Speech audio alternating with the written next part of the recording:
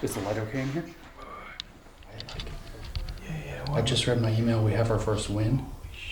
The dog park paper has been accepted. They don't know. We're about to tell them. Gotta read you something. Dear Dr. Helen Wilson, I have now closely considered the revisions of your manuscript, Dog Park, and will recommend its publication in Gender, Place, and Culture. You have done very good work to address the issues reviewers raised and have clarified your arguments. Thank you for your contribution to Gender, Place, and Culture, and I hope to be seeing your manuscript in print. Yours truly, PhD, Managing Editor, Gender, Place, and Culture. We have an accepted paper in the #1 feminist geography journal. Since approximately June of 2017, I, along with two other concerned academics, Peter Boghossian and Helen Pluckrose, have been writing intentionally broken academic papers and submitting them to highly respected journals in fields that study gender, race, sexuality, and similar topics. We did this to expose a political corruption that's taken hold of the university. By this point, several of these papers have been accepted in highly respected journals, and one that claims that dog humping incidents can be taken as evidence of rape culture has been officially honored as excellent scholarship. I'm not going to lie to you, we had a lot of fun with this project. The reviewers are worried that we didn't respect the dog's privacy. That's the concern. We respected the channel. But don't let that lead you to believe that we're not addressing a serious problem. If you have a few minutes, I'll try to explain. To be clear up front, we think studying topics like gender, race, and sexuality is worthwhile, and getting it right is extremely important. The problem is how these topics are being studied right now. A culture has developed in which only certain conclusions are allowed, like those that make whiteness and masculinity problematic. The fields we're concerned about put social grievances ahead of objective truth. So as a simple summary, we call the problem grievance studies. To test the depth of this problem, my collaborators and I dedicated ourselves to a 1 to 2 year secret project targeting top grievance studies journals with an agreement to publicly release our findings, no matter what the outcome. We started officially on August 16, 2017, and by Thanksgiving we were in trouble. We had begun ambitiously and mostly stupidly. Our first papers were really only suited to test the hypothesis that we could penetrate their leading journals with poorly researched hoax papers. That wasn't the case, and we were wrong for thinking we might be able to. So by late November, it looked like all we'd accomplish is ruining our reputations. If this doesn't achieve anything, it would actually frighten me. We needed to change our approach, so we walked back from the hoaxing and began to engage with the existing scholarship in these fields more deeply. This led us to learn a lot more about the inner workings of grievance studies. The best I can tap into is that there's this kind of like religious architecture in their mind where privilege is sin, privilege is evil, and then they've identified education as the place where it has to be fixed. So you can come up with these really nasty arguments like, well, let's put white kids in chains on the floor at school as an educational opportunity. And if you frame it in terms of overcoming privilege, and then you frame their resistance, that they won't want this to happen to them, that they would complain about this. If you frame that in terms of, oh, they only complain about that because they're privileged and they can't handle it because their privilege made them weak, then it's right in. Papers started getting in. You've got to be me that this happened. By March, with 2 papers accepted and 1 published, it would be fair to say that we had become accepted grievance scholars. By June, it was 3, with 1 having been officially honored by the journal as excellent scholarship. By July, it was 5. By August, 7. This shouldn't have been possible. So far, what we're learning is rather astonishing, but the data we've gathered require more analysis to fully comprehend. What appears beyond dispute is that making absurd and horrible ideas sufficiently politically fashionable can get them validated at the highest levels of academic grievance studies. We rewrote a section of Mein Kampf as intersectional feminism, and this journal has accepted it. Social work. This is deeply concerning, because the work of grievance scholars goes on to be taught in classes, to design educational curricula, to be taken up by activists, to influence how media is produced, and to misinform journalists and politicians about the true nature of our cultural realities. No one tolerates this sort of corruption when they find out an industry is funding biased research to make itself look a certain way. The same scrutiny should apply to research when it pushes a political agenda. and we have uncovered enough evidence to suggest that this corruption is pervasive among many disciplines, including women's and gender studies, feminist studies, race studies, sexuality studies, fat studies, queer studies, cultural studies, and sociology.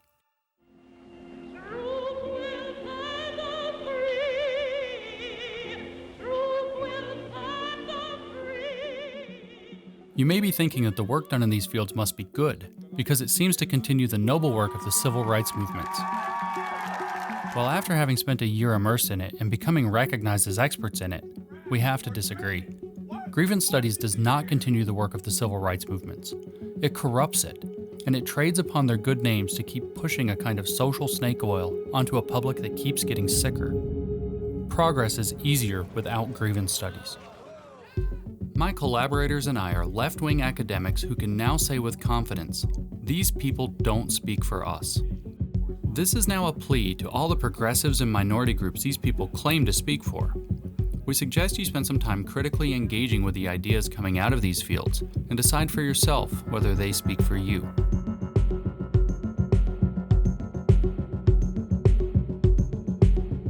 Okay, so you've seen what we've been doing, and some of you might still wonder why 3 adults would spend over a year writing complete nonsense and getting it published.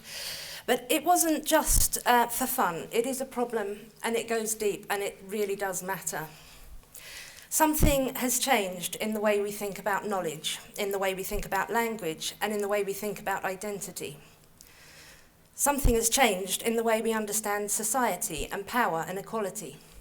We all value social justice, don't we? So why don't the ideas we hear under that label, social justice, sound like the way to create a just society? Why does social justice require censorship, deplatforming, and social media dogpiles? How is it socially just to ascribe blame to a whole race or sex? What has happened to the idea that the way to beat bad ideas is with better ideas?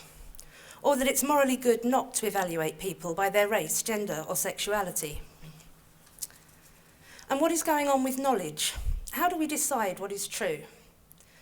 Is it through evidence and reasoned argument and calling upon expertise, by giving everybody the right to question and challenge everything and letting the best ideas survive?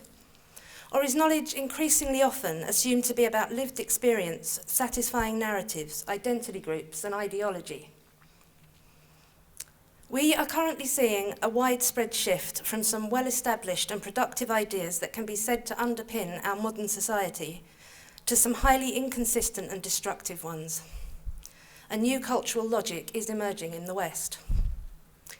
Those modern ideas, reason, evidence, science, the marketplace of ideas, freedom of speech, the individual, and liberal values applied consistently, are the best of 500 years of intellectual and moral progress.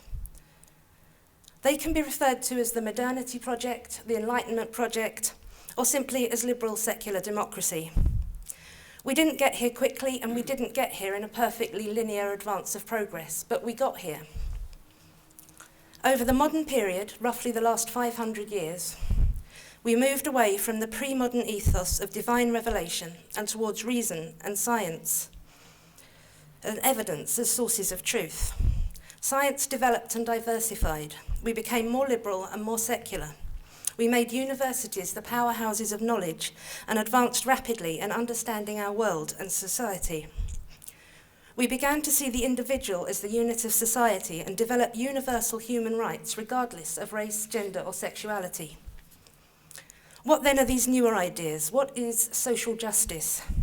Isn't that a continuation of the moral progress of society that gradually unfolded during the modern period? No. Social justice is postmodern. It explicitly rejects the fruits of modernity, considering them at best naive and simplistic, and at worst patriarchal, white supremacist, and imperialistic.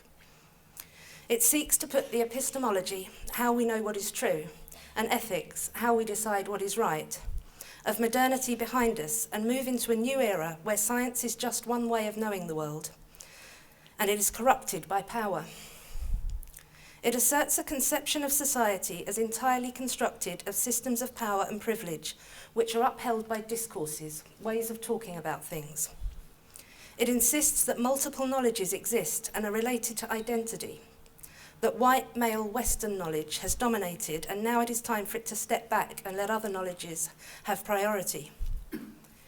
Very many people see the symptoms of the problem, whether they call it identity politics or political correctness, but they may not understand where it is coming from and how it works.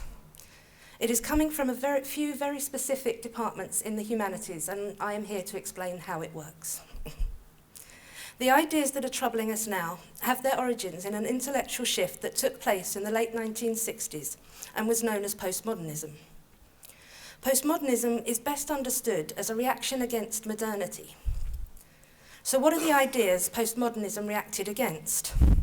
To properly understand that, we need to go back even further and look at pre-modernity.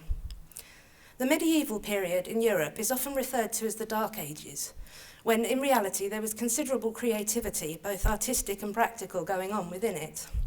Nevertheless, in the terms of epistemology, knowledge, and ethics, morals, pre-modern times were pretty dark. For the pre-moderns, religion is objectively true, and humans can obtain truth by adhering foremost to the word of God. The truth is the same for everyone, and everyone must be kept to it. Language is inherently dangerous. Heresy damns souls. Therefore, speech must be monitored carefully and offenders punished. There is such a thing as a human nature, but it is sinful and must be restrained. Individuality is not valued. Instead, people are seen as part of collectives in which they have set roles to play.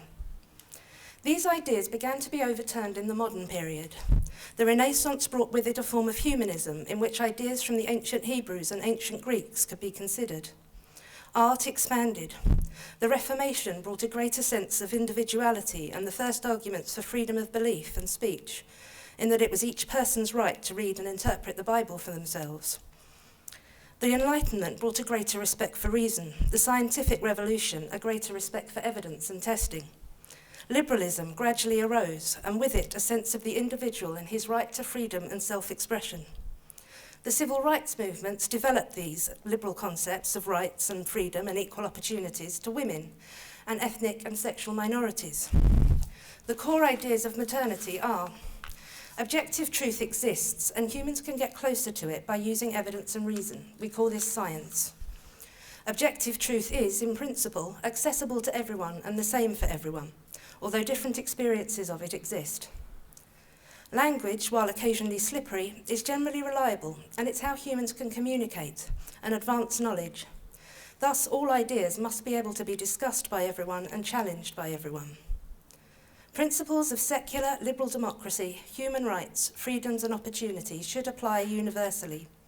Human nature exists and merits human rights. Universality and individuality are key to a thriving and free society. That is, all rights and responsibilities must apply universally to all people, and all individuals must be able to make their own choices and fulfill their own potential. They must not be constrained in any way by their identity or their collective. Of course, it didn't happen that the modern period began and all these wonderful liberal, empirical and rational ideas emerged and then everything was great. Postmodernists and others who like to be sceptical of progress claim, the defenders of modernity, to think this. But we know that the modern period saw slavery, colonialism, the tyranny of monarchs and the church, war, genocide, famine, racism, sexism and homophobia. So did every other period. Modernity was the one in which we gained the capacity to realise this was wrong. Not all at once and not in a straight line. The progress took hundreds of years, but in terms of human history it was remarkably fast. So uncommon to human societies was this, in fact, that the societies that have benefited from it are referred to as weird societies. Western, educated, industrialised, rich and democratic. And we are a new and strange phenomenon. But these are the reasons that I, an atheist woman, from a working class background, am able to read and develop my own ideas and speak and write them freely. They are also how I travelled across the world in a day to speak to you, not having died in childbirth. Because progress is not a myth. It is measurable in so many ways, including poverty, education, fatal diseases, infant mortality, as well as human rights. These are the fruits of modernity. The postmodernists do not value these fruits. They see modernity as a time of empire and exploitation, of patriarchy and white supremacy, and they see these oppressive systems as being upheld and justified by science, by reason, and by liberalism. Postmodernism arose in the late 1960s, and it emerged in several fields all at once. Jean-François Lyotard defined it as a skepticism towards meta-narratives. By this, he meant large, overarching explanations of the world or society. He included Christianity in this, and Marxism, but also science. He argued that knowledge is constructed by language games and inextricably linked with power. For Michel Foucault, power and knowledge were so inextricably linked that he made one word of them, power knowledge. And he argued that this existed on all levels of society and was perpetuated by discourses, ways of talking about things. This idea has been particularly influential, so it's worth taking a minute to really understand it. The Marxist idea of power had been that it came from above, and that the rich exploited the poor in an economic hierarchy. In this conception of society, power can be seen as a weight, pressing down from above. Foucault disagreed with this. For him, power worked through everyone on all levels of society, and this happened through discourse. It's not that one class of people had power and imposed it on others, but that certain ways of talking about things became established as knowledge, and they served the interests of powerful groups in society, usually straight white men. These discourses are then accepted by everybody and perpetuated by everybody, creating inequality. People are understood to be born as blank slates into a system of discourses and positioned by their race, gender, class, and sexuality. They then learn to perform that role and to police others in performing their role, whether they're aware they're doing this or not. The same discourses, say that men should be dominant and women submissive, are spoken by the most powerful and the least powerful, and they do the same work of upholding power structures. In this conception of society, power can be imagined as linguistic software, programmed in the service of the powerful and rolled out across culture. For Foucault, society had not got better in the modern period. It had simply found new ways to oppress and police its citizens via discourse. According to Jacques Derrida, meaning itself was unstable. Language referred to nothing but itself, and it was arranged hierarchically, so one referent always referred to nothing. So one referent was always superior to the other. Women, therefore, are understood as both not men and as inferior to men. Therefore, we need to unpick language on the level of the word. For the postmodernists, then, knowledge was simply a construct of language, of dominant discourses, and it operated in the service of power. Society was comprised of systems of power and privilege which operated to keep some groups dominant and some marginalised and powerless. I think this is sounding familiar. Smaller but consistent themes arose from this postmodern conception of the world. Language is now inherently dangerous again, just as it was in the pre-modern times, and it must be monitored again, and transgressions must be punished. The categories by which we understand our world are all inherently unstable and oppressive. Reason and emotion, facts and fiction, male and female. Cultural relativism is the inevitable result of this belief that both knowledge and ethics are oppressive constructs of power.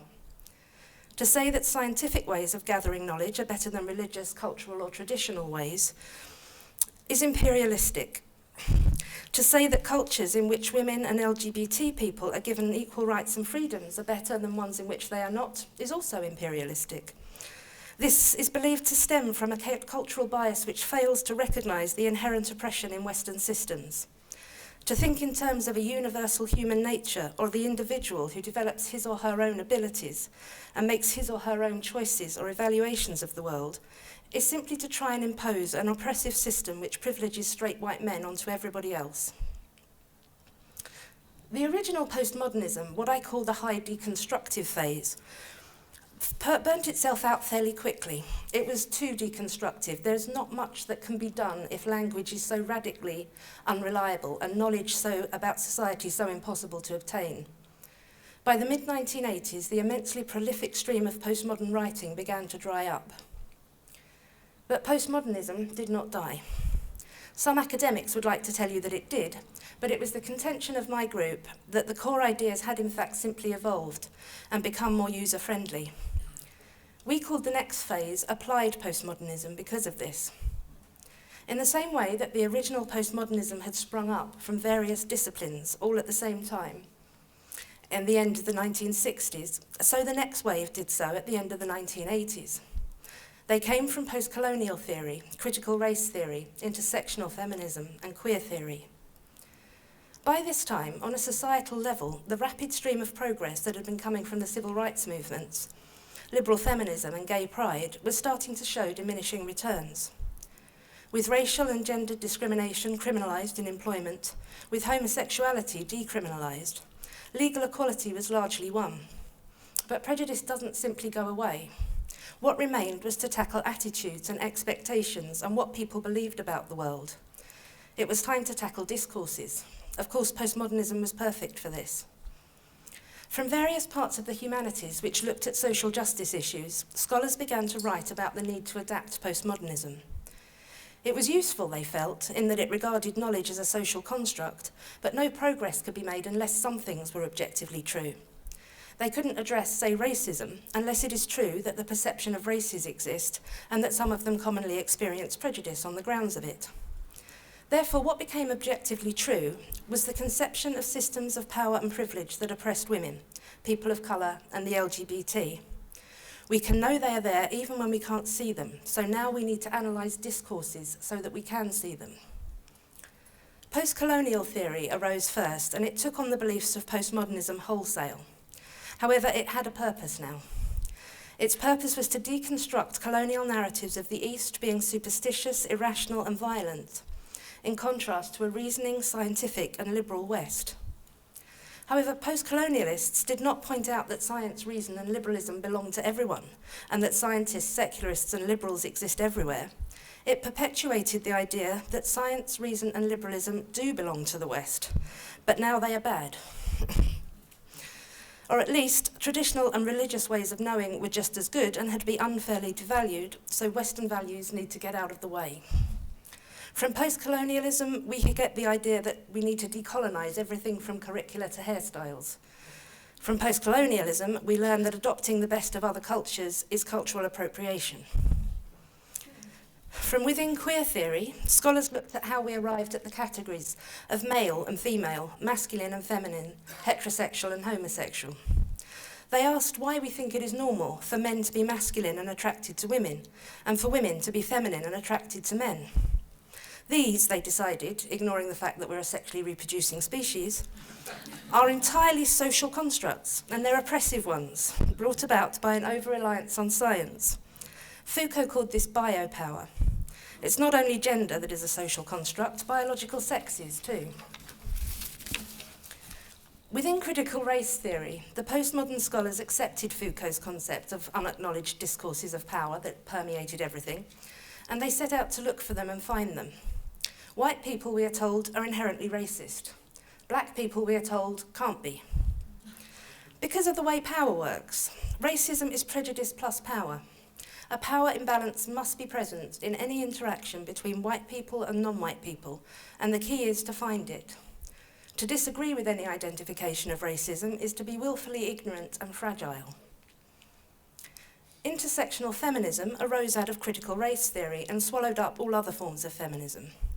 Now all analyses must include race, gender identity, sexuality, physical ability, religion, immigration status, and weight. From within intersectionality, we get the kind of diversity which is all about identity features and nothing to do with diversity of ideas. We get the kind of inclusion which excludes all ideas and people who do not agree with intersectionality. Again, it is entirely culturally constructivist. Biological differences between men and women cannot be accepted to exist. More recently, we've seen the rise of critical studies of ableism and fact studies. These draw to a great extent on queer theory. They ask themselves why we think it is better for body parts to work and for people not to be morbidly obese. They answer themselves that it's because science, that false authority that seeks to police and oppress people, has declared it to be so due to an underlying hatred of disabled and fat people. They advocate a different form of knowledge, one that relies on the lived experience of disabled and fat people, unless they prefer not to be disabled and fat, in which case they've internalised this medicalised oppression, and they need to be reprimanded and ignored. This entire mess of ideologically motivated, science-denying woo comes under the banner of what is known as social justice scholarship, or what my colleagues and I called grievance studies. We called it this because it begins from the assumption of a grievance and then it bends the available theories to confirm it. It is utterly committed to the postmodern conception of society. It does not seek disconfirming evidence or leave open the possibility that a situation can be explained in any other way. There is no methodology apart from reading situations through these theories, and when you have found a way to detect the presence of racism or sexism, you have succeeded. This cannot be considered knowledge production. Because of the radical scepticism of science or objective truth and the commitment to the belief that all imbalances are culturally constructed, grievance studies closes down the possibility of finding truth. This is particularly a problem within gender studies. Biological explanations for why men and women may make different choices, display different degrees of psychological traits, have different interests or exhibit different sexual behaviour cannot be included in analyses. The explanation must be the result of discrimination against women. Because of this, language is analysed in a highly paranoid and offence-seeking way. Microaggressions are detected, racism and sexism identified. Freedom of speech and viewpoint diversity are not valued within this system. Within the traditionally liberal concept of the marketplace of ideas, as Mr. Howard was just telling us, it is believed that all ideas can be spoken. They can be discussed and challenged and refuted, and the best ones will win, eventually. This is rejected by the postmodern conception of society, in that it is assumed that dominant discourses are constructs of power, and they self-perpetuate. The knowledges of marginalised groups are neglected and may not even be recognised to exist. From this, we get the rapidly growing field of social justice epistemology. Recall that epistemology is how we decide what is true. In the pre-modern period, it was the word of God, and then in the modern period, it gradually became reason and science. In the postmodern period, there are multiple truths and multiple knowledges, but white male Western ones win out, and this needs to be remedied. There is a moral imperative to achieve justice for other ways of knowing, believed to belong to women and people of colour and trans people. An enormous body of work has built up around this and a whole new vocabulary. Knowledge is visualised as a kind of web within which categories and truth claims and values have been deeply embedded. It all hangs together coherently, and people simply assume it is true. It is the job of social justice epistemologists to break into that and restore justice. Epistemic injustice and epistemic oppression are when people are outside of this white male Western system, and so they cannot engage with it. Epistemic violence is committed when the ideas of minority groups are dismissed. However, epistemic exploitation occurs when members of minority groups are asked to explain their ideas. To disagree with any of this is privilege-preserving epistemic pushback, and to ignore it is epistemic ignorance. There simply is no legitimate way to criticise this field or work in any other way within it. This is a problem because on the surface, this appears like real scholarship. Papers get written and deemed sound by peer review. Other scholars build on it, and so knowledge grows. Except in this case, it doesn't. It is unevidenced and ideologically motivated political ideas which are being built up. And it's not the peer review system which has failed. The peer review system is only as good as the criteria on which it is based, and those in grievance studies are based on postmodernism. The process of knowledge production is a complicated one, but we in modern universities developed one which has served us extremely well. Someone writes a paper, they make as sure as they can that it is well evidenced and well reasoned, and then they submit it for peer review. Expert reviewers then go through it, and if they also think it is well evidenced and well reasoned, it is published. Then comes the real test. Other people try to tear this idea apart. They pore over it for holes and alternative explanations. They try to replicate it if appropriate. If they think they see a problem, they write their own paper. Yours could be discredited. This isn't pleasant, but it is how knowledge advances. This is not happening in grievance studies. There are firmly set ideas which must be accepted, and they work on this postmodern conception of the world. You must operate within this system. You must not criticise this system. You can problematise other people's ideas according to the system, but you cannot suggest the system is wrong. You can't suggest that gender differences actually exist between men and women. You can't suggest that social constructivism doesn't account for every imbalance. You cannot point out that the concept of white fragility is unfalsifiable and rooted in logical fallacies. Well, you can, but you cannot do so within academia and expect to be published. For a long time, my colleagues and I had been trying to raise this as a problem among leftist academics. We ourselves are left-wing liberal skeptics, and we met in the New Atheist moment. We argued against faith-based epistemology and a liberal ethics associated with religion. James Lindsay is a mathematician who has written much on the psychology of religion and advised on ideological extremism. Peter Boghossian is a Socratic philosopher dealing with epistemology and justification for truth claims. I am a literature and history student who looked at late medieval women's religious writing, but I've been having increasing difficulty in looking at women's issues at all, even in the medieval period, without reading it through feminist theory. James, Peter and I spent much time trying to show the problem of postmodernism in identity studies to well-meaning liberals. We did so straightforwardly. We wrote about the problem, broke it down, showed how it works, showed how it affected society. People could see the problem on campuses. They knew some truly mad papers existed. They saw the excesses of some of the activists, and yet they thought we were overstating the problem. They did not accept that there was a significant problem with epistemology and ethics in some fields of the humanities. My colleagues and I then dedicated a year to showing that there was. Along the way, we were joined by Mike Naina, an Australian filmmaker, who stumbled on us while investigating what he saw as a new form of authoritarian activism. We set ourselves to the task of writing grievance studies papers. These were real papers. Some people have misunderstood our project to be one in which we wrote nonsense and showed that journals will publish anything. No, they only publish a very specific kind of nonsense. The reason we got 7 papers accepted is because our papers were indistinguishable from genuine ones that influence social justice activism, politics and culture today. We had 7 more papers in progress when we were forced to call a halt. We used 2 methods to write our papers. Sometimes we looked at some of the worst ideas coming out of a field and put them all together and expanded on them. This is how we ended up with our paper arguing that only marginalised groups are allowed to use humour, and mocking and that mocking or criticising social justice is unacceptable and must be punished. That one was called An Excellent Contribution to Feminist Philosophy. This also produced our paper arguing that astronomy should include feminist and queer astrology, and the one arguing that white students should be chained to the floor in classrooms. Reviewers were very positive about both of those, and they were progressing well through the system. Sometimes we just thought up something really awful and found a way to make the scholarship fit it.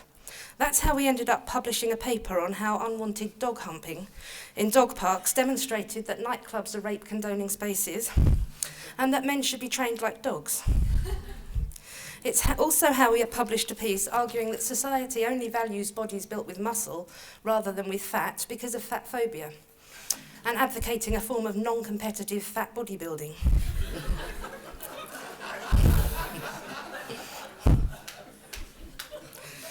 It's also how we published a rewrite of a section of Mein Kampf as intersectional feminism. All this involved becoming very familiar with the scholarship and reading an enormous number of books and papers. We are legitimate grievance scholars. Our papers averaged 30 citations, all of them real, but we still turned out a paper every 2 weeks by essentially recycling and repurposing the same sets of theories. This is not scholarship. It wasn't scholarship when we did it to show the problem, and it isn't when it's done absolutely sincerely. We had to conclude our probe early, but it was not the reviewers of grievance journals who caught us. They did not see our claim to have examined 10,000 dog genitals and analysed this according to black feminist criminology as a bit fishy. It was journalists. They saw the problem with it, and the public saw the problem with it. The system supposed to root out problems did not. But how big a problem is this really? What percentage of the population reads academic journals? Who knows what postmodernism is, or what queer theory is, or what critical race theory is? Isn't this just a local problem within the ivory towers of academia? The problem with that is that these ideas don't stay in the universities, and they're not meant to. That's what universities are for. They're there to produce knowledge and disseminate it across the population.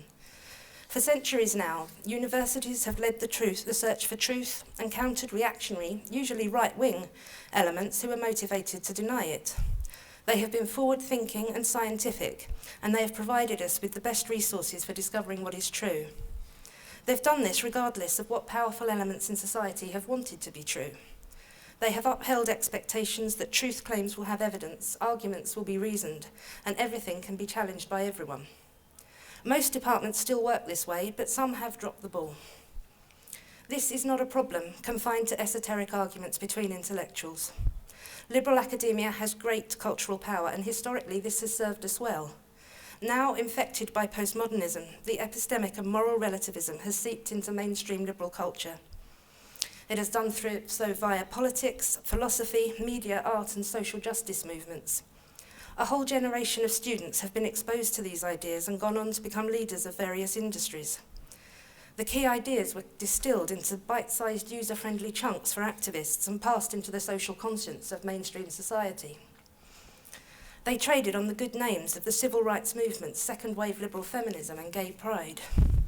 They turn out the teachers of our children and the heads of our industries. The ideas are popularised and made graspable by activists who make their feelings known. The book, White Fragility, by Robin DiAngelo, has been a bestseller for 6 months. She was here at the University of Sydney last December. Kimberlé Crenshaw's concept of intersectionality is now everywhere. There are people who make it their job to problematise things. Companies need to forestall being accused of racism or sexism by showing their commitment to a very particular kind of diversity and inclusion. The US saw James Damore fired from Google for saying men and women have different interests on average. The BBC just fired Danny Baker for not realising a picture of a chimp could be construed as racist. Medical organisations are trying to find ways to avoid associating female reproductive organs with women. And cancer research organisations face difficulties in trying to say that obesity is a significant risk factor. So far from true is it that society is dominated by discourses of patriarchy and white supremacy, that accusations of sexism, racism, and homophobia, even if unwarranted, can end careers and destroy reputations. The symptoms of this problem are seen even by those who don't fully understand how all this works. They feel that political correctness has gone mad, or that identity politics have taken over. And this assists the reactionary surge to the right, because the problem is not just on the left. With the universities having seemingly abdicated their role as rigorous evidence-based producers of knowledge, the door has been opened to postmodernism and post-truth. We are now seeing so many forms of personal and cultural narrative, motivated reasoning, confirmation bias, and flat-out lies and fabrication. Narratives are back. Group perceptions have validity again. Postmodernism did not create the problem of humans undervaluing evidence, reason, individuality, and liberal universalism. This is a timeless human problem. It's what we foolish apes do. We form tribes around shared stories and prefer them over the more difficult task of discovering what is true. But over the last 500 years, we formed a system to mitigate this. The university and an expectation for evidence, reason, and rigorous peer review. And we have achieved wonderful things in that time. We have still always had irrationalism and tribalism among us, but the dominant understanding of knowledge was that it is not served by this. People who really wanted to know what was true and not go along with group narratives could call upon scholarship coming out of universities for the most objective and evidenced answers available. We must insist that the universities take up this role again throughout all of its fields. We cannot condone them continuing to contribute to an era in which truth is understood to be anything that feels right to a favoured group. The university is already vulnerable to pre-modernists who'd like to take us backwards, and this only strengthens them. We need to counter this by reinstalling an expectation that truth claims will make sense, be presented in the form of a reasoned argument, and accompanied by evidence. We need to insist that even the most sacred cows can be criticised, questioned and challenged in universities. We must get the universities to prioritise this again, because without it we risk a thoroughly pre-modern or postmodern world, and we don't want that. Thank you.